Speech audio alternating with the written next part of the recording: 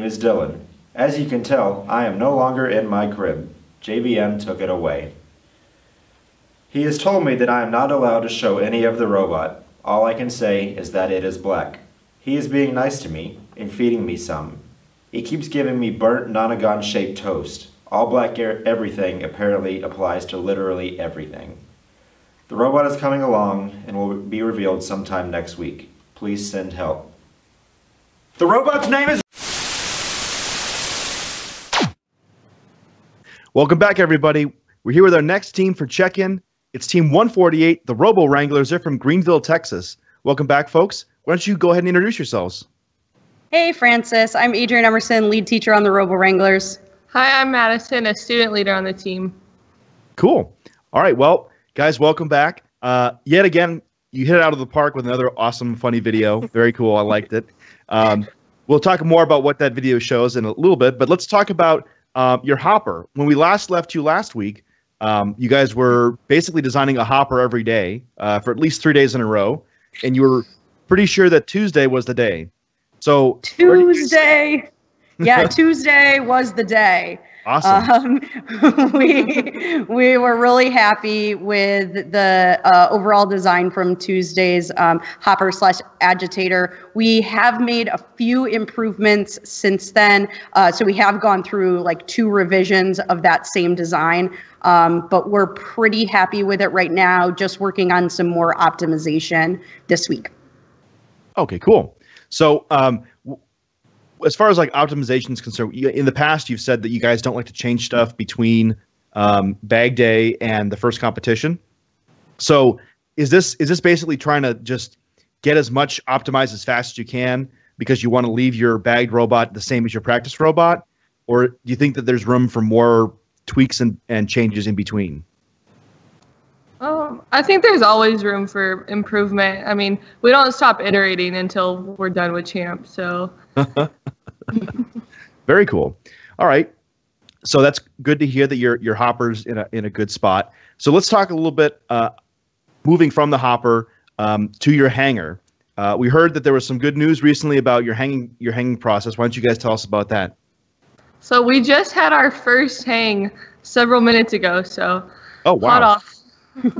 First try, too. We were pretty excited. First try, the hang worked? Yeah. Yes. Wow, that never happens. That's good to hear. So how long have you guys been sort of working on this hanger design? Is this another every single day a new prototype this deal, or has this been in the works for a while? This has been like our first official prototype, I guess, with actual sheet metal. And I think we started on Saturday with it. Oh, nice. So that's a real quick turnaround time. And I know that this is like, since you literally got it working a few hours ago, this is way too early to even necessarily talk about where you're going iterating wise. But do you think there are going to be changes between now and bag day on that, on your climber mechanism? Maybe. Yeah. Well, I mean, we'll see. I mean, we'll probably do a few more tests other than, one. But it'll have to be black instead of silver. Yeah, oh, there you go. Oh, wow. Cool.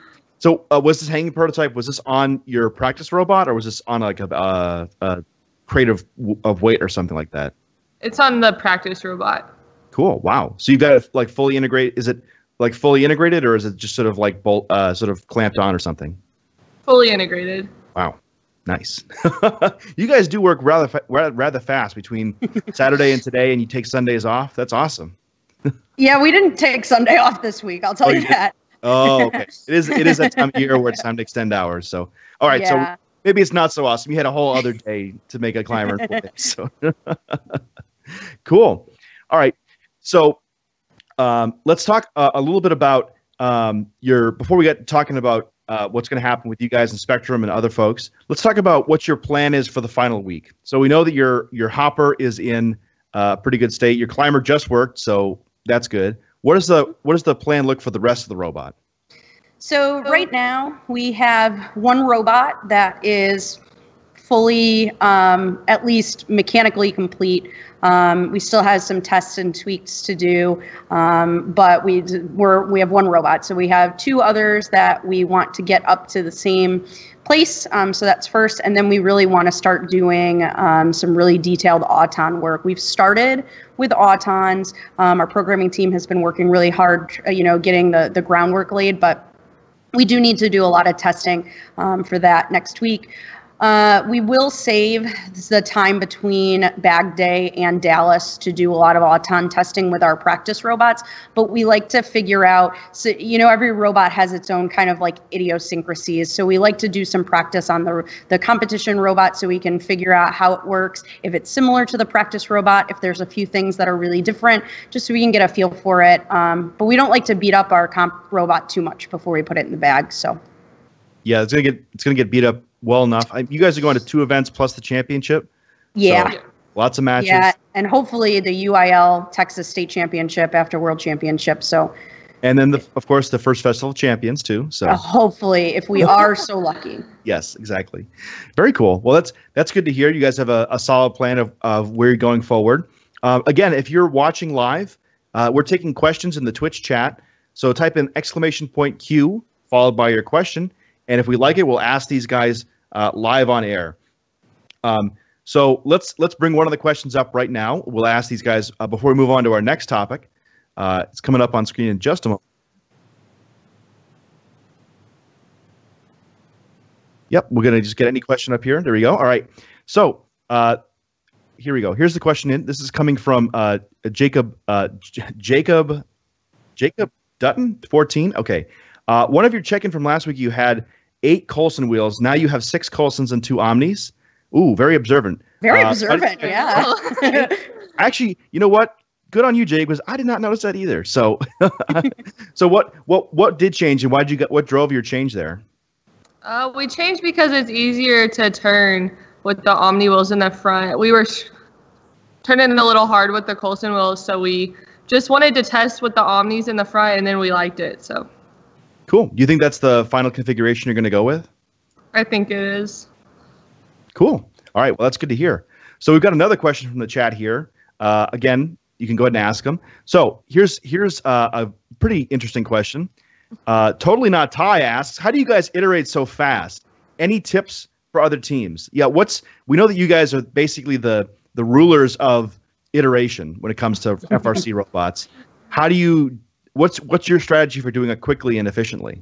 I think that's definitely because of our sponsors, IFI. They have a Lexan router, so we can have Lexan from the time that the meeting starts, and we'll have it back by the end of the meeting. Wow. Then we also have we have a machine, a brake, and a bend, so we can bend Lexan and metal just to see stuff really fast.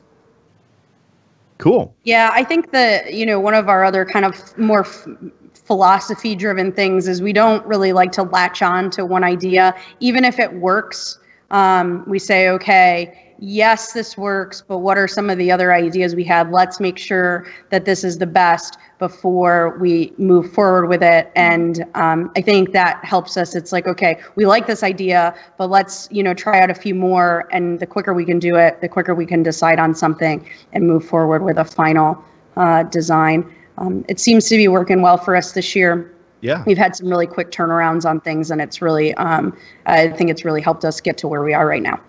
Oh, yeah. I mean, I'm sure everybody who's been on a first team knows that sometimes there are people who have an idea and maybe they kind of push their idea a little too much. So it's good to hear that you guys are focused on making sure you do the best thing for the team as a whole and not letting any one idea dominate over anyone else's. That's good.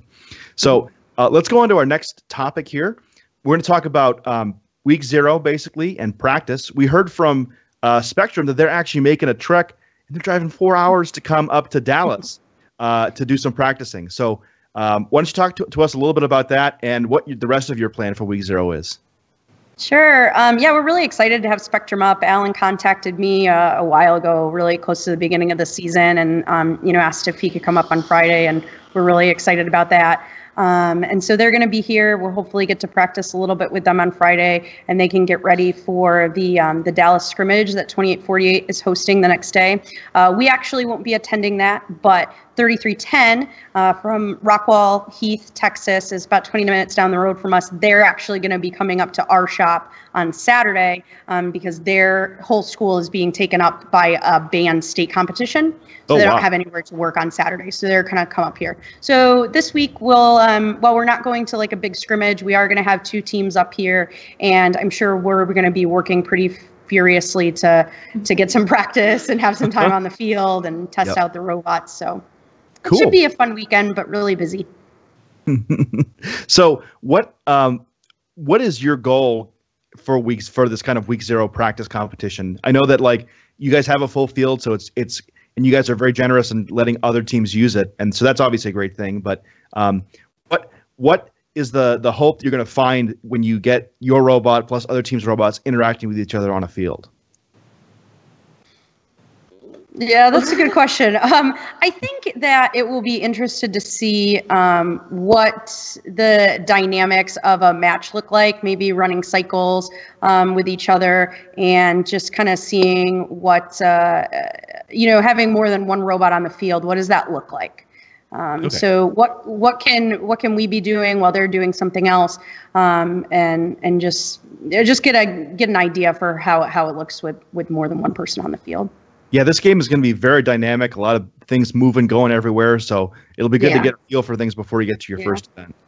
Yeah, I think visibility too is another thing I think we'd love to play around with. So if we're trying to do the same task from different driver stations, what does that look like? Are we running into each other? Things like that. Cool. Well, that'll be great. Yeah. So the last thing we want to talk about is reveal videos. So next week, you guys did mention you're planning to have your reveal video for next week, which will be good. So we know that you guys are probably known for having some of the coolest and most awesome reveal videos of anybody. I know that we're always staying up late and we're always refreshing our phones while working on our robot to see what your robot looks like too. So why don't you tell us, not necessarily about the robot, but how you do the videos? How do you guys reach that standard of quality every week or every year? Sure. I mean, we do a little bit of pre-planning on what shots we want to get, what we want the video to look like. Do we want it to be long? Do we want it to be short? Are there any features of the robot we'd rather not show in the video? So we kind of plan all that out, and then we usually pick a night. So like this year, Saturday night is the night that we've picked. So we want to have everything ready to go. And honestly, we usually film for a couple hours. It just depends on the year. Batman and Robin took longer to film. Well, it was almost 2 robots, so it had to take longer. Yeah.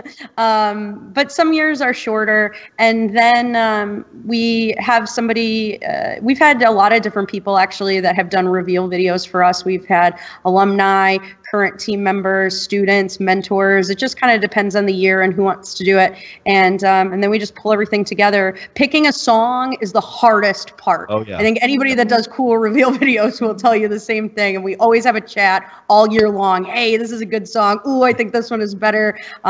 So we still don't really think we've decided what song we're doing yet, but we have a lot of good ones lined up. We have decided a name though. So yep. Have actually decided a name? Yep. Yes. So I guess the question for those who want to go frame by frame through your video for this week, was the name up on that whiteboard that we saw this week? Oh, it was? Okay. Yep. Cool. I think I saw Xander on there, so I'm putting my money on Xander. Was that? Oh no, it was something else. Maybe not Xander, but I'm going with Xander anyway, so we'll be good. Okay. All right. So guys, thank you so much for joining us. I am extremely excited to see what your robot looks like, all complete next week. Between now and then, have great practice, have a good luck going forward, and have a blast between now and Bag Day. We're going to bring up our next and final team for this week. It's going to be Team 5803, Apex Robotics. They're from SeaTac, Washington. We're going to take a very brief break and be right back with them. But before we go, ladies, thank you once again for joining us, and I can't wait to see what you guys have in store for next week. Thank you so much. Thanks, Francis. Thank you.